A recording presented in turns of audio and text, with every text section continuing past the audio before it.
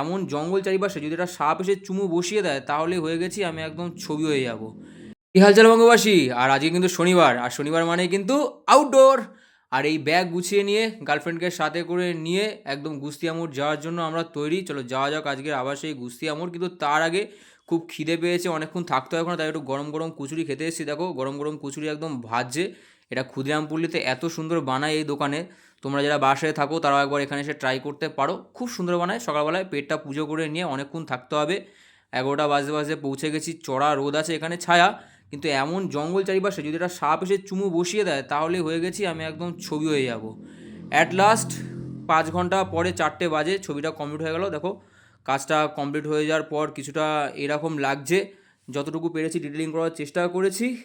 আর সকালবেলায় শুরু করেছিলাম কিন্তু কচুরি দিয়ে, চেষ্টা করব বিরিয়ানি দিয়ে। খুব খিদে পেয়েছে, 5 ঘন্টা একভাবে ওইভাবে ছাতার তলায় রোদের মধ্যে বসে, পরে আর ছায়া ছিল না, তো বিরিয়ানিটা শেষ করছি। দেখো মাংসের পিসটা। তো দেখা হবে নেক্সট একটা ব্লগে, ততদিন অবধি সবাই ভালো থেকো, টাটা বাই।